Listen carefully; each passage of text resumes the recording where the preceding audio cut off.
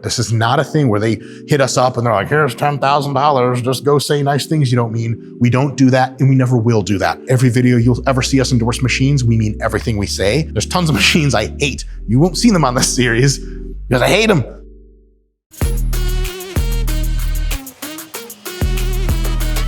Yo, Atlantis went and did it. They decided they were gonna put out an incline press machine. And just like you all know, with the latest model of Lamborghini, I had to have it. So I told my butlers, hey you, I said, the butler number 19, why don't you go out and get me one of these Atlantis incline presses? He said something, I don't really care, scurried away. A couple days later, this shows up, mint condition. Let's talk about how awesome it is. Let's talk about how maybe in future generations they can improve upon some things. In any case, lots of things to say. Let's start saying them already.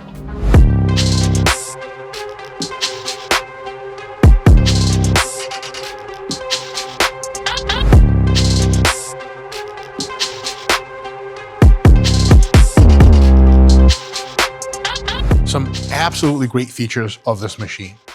First of all, the movement is ultra smooth, super important. It doesn't shake, it doesn't rattle, there's no weird angles, it's amazing. Next thing, 2 different options for handles. Some people are comfortable this way, some this way. This accommodates both. You think, now hold on a second, one of these is too low and too high. Not so fast. We have a selectorized ability to move the actual seat height if we want, and thus, we can accommodate folks with long torsos, short torsos, everything in between, making both of these handles super viable options.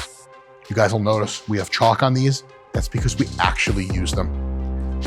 Last thing I'll say about this, we have a very rare ingredient here, the unloader. You press this up and all of a sudden you get the weight right into your hands. You do all your reps. This allows a really big, deep stretch at the bottom without hitting the bottom.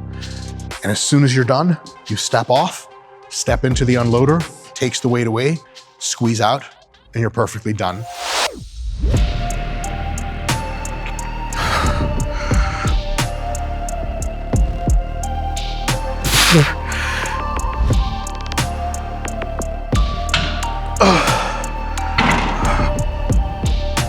Couple of tips to you folks doing hypertrophy training. Crazy as it is, this machine is almost ideal for sets of 5 to 10.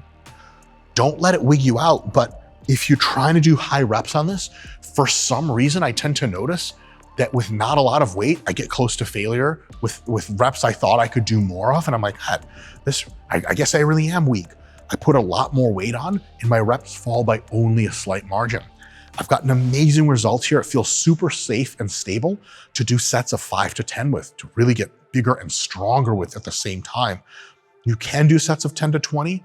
I will say that once you do sets of 20 to 30, the frictional component of the machine makes so much up of the force that it no longer becomes a very high stimulus to fatigue ratio movement in my experience. Sets of 5 to 10, especially sets of 10 to 15, are perfect on this machine. It's super kind to your shoulders. It's got basically no axial fatigue, super kind to the elbows. If you're loading up dumbbells for incline dumbbells, you have to pick them up, you have to put them down. It's a huge pain. Here, all you do is you selectorize the stack, no loading weights. You press up on that plate, get your position, unrack, release, do high quality, amazing reps. No spotter needed, no chance of injury, none of that crap. Well, something could go, but no chance of injury from the machine malfunctioning or from you being pinned under it. As soon as you're done, you press on the weight plate again, you get out, you depress, no problem. As far as a high quality machine, I'll tell you guys this. If you're traveling somewhere and you see one of these and it's a push day, use it. Really make some love to this machine. Play with the seat position. Play with which handles you're doing. Play with grip. It makes a big difference on this machine. If you're close grip or if you're wide grip, it feels ultra different. It could feel both good, but hitting slightly different parts of the musculature. And it really is a lot of machines in one from this perspective. And if you get a chance to use it, I highly recommend you do. My only qualm with it, if I had to really Dr. Mike does the red team analysis thing, is that I wish it wasn't converging. I wish it was just linear, but I'm weird like that. And that's what I seem to prefer. Most people like the converging element, but it's subtle. It's not over the top. So that would be my only real critique. Another maybe tiny critique is I'd like a little bit more movement in this chair to adapt to folks with really short torsos and really long torsos, but it's really good as it is now. It could just be that little bit of extra. The foot plate is flawless, changed nothing. I've actually, I have outside of the frame of the shot, I have another chest machine, which is super, super well assembled. It's super great. It feels amazing. It doesn't have a foot plate. So it's just, every time I start into that machine and try to wiggle in, I'm like, damn it, I wish this was the Atlantis piece. This machine just represents sort of the standard of what I've come to expect with Atlantis equipment. Very reasonable prices for the effect that you get on this machine. The stimulus to fatigue ratio is incredible. And outside of that is an incredibly well-engineered piece. Everything works like it's supposed to. The selectorized stack moves unbelievably fluidly. There's no coercing the machine. There's no working against friction. It's well built by people who care and by people who clearly train with weights. It's a knockout. One of my favorite pressing machines ever. Give it a thought. Folks, we'll be back with more of this series, trying to figure out which machines are great, which machines are maybe not so great. We're going to talk mostly about machines that I love. But every now and again, we'll sneak in a bit of criticism so that when you go out into the world and you're choosing which machine to use, or you're deciding between gyms and one has a few of these machines and one has a few of these others, or you're a gym owner or you know someone who has, or you have your own garage gym, your own private gym, please keep tuning into this series because we've got all sorts of machines to talk about that are some combination of awesome and really awesome usually. And this is one of these things where if you know more about the stuff, you can make the right purchase. And why am I ranting about this? I've really thought about this. All the machines I have here are select purchase machines.